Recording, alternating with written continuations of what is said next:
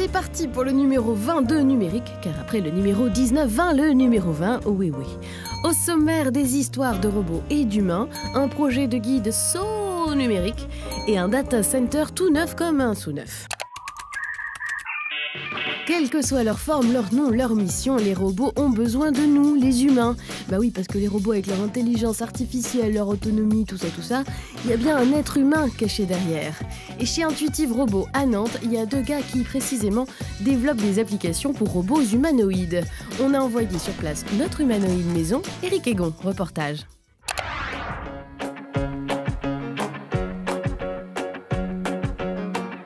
En fait, le robot, là, il se repère par rapport aux marques qu'on peut voir sur les murs pour se déplacer dans un environnement qu'il ne connaît pas.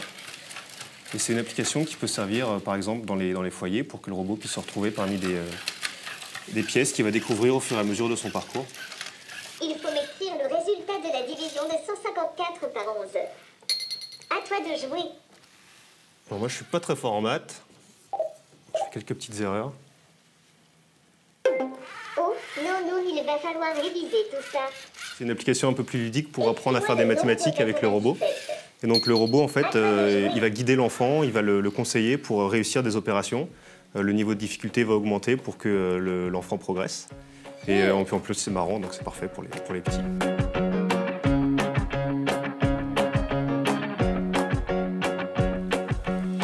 On peut avoir des applications sur des smartphones ou sur des tablettes pour apprendre et jouer. Mais là, on a un autre support digital qui n'est pas une tablette, qui n'est pas un ordinateur. C'est un robot humanoïde avec lequel on va interagir pour soit donc jouer avec les enfants, comme on vient de le voir ici, mais aussi peut-être aider une personne âgée qui est seule chez elle. Ça peut être moi qui suis en train de cuisiner, j'ai les mains dans la farine et je reçois par exemple un appel de mon épouse. Ben, c'est le robot qui va me dire « Franck, tu reçois un appel, est-ce que tu veux que je décroche ?»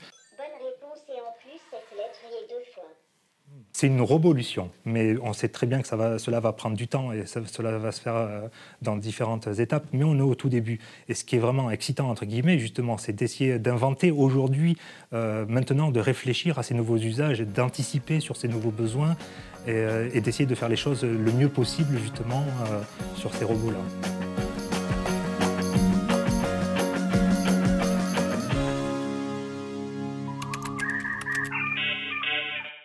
Et voilà un projet qu'ici, à Numérique, on aimerait bien voir aboutir. Pourquoi ? Parce qu'il nous faciliterait la tâche, pardi. Le projet, c'est un guide des acteurs du numérique de l'Ouest. Le développeur du projet, c'est Comemedia, un média nantais en ligne, indépendant, spécialiste, je vous le donne en mille, de la com et des médias. Le projet de guide est déjà soutenu par Atlantique 2.0, La Cantine, tout le gratin du numérique nantais. Sauf qu'il manque encore un peu de souffle, d'où un appel au très tendance financement collaboratif via Ulule. Bref, notre monsieur Gotha Jean Annex a posé quelques questions à celle qui se cache derrière tout ça, Dominique Denis. C'est un annuaire des acteurs du numérique de l'Ouest, sachant que les acteurs du numérique de l'Ouest, il y en a énormément dans tous les secteurs.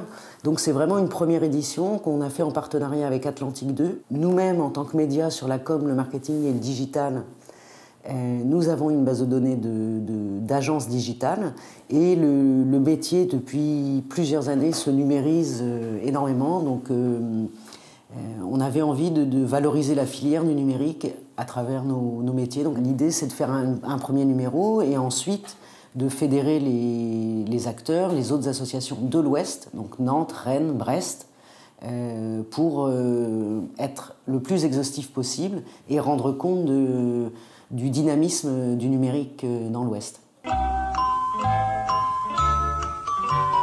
On a souhaité que les gens puissent participer dès le début à ce projet-là, et notamment, à travers le financement participatif, déjà précommander les guides. C'est-à-dire la première mise est de 25 €, qui est le prix du guide.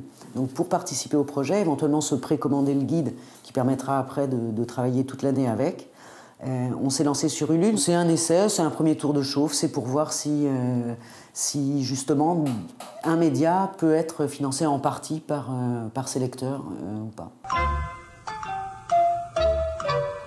À partir du 3 juin, sur le Web Today, dans tous les sacs, sur les lieux de passage, dans la press room également, je crois. C'est quand même le festival du numérique, le premier festival du numérique en région.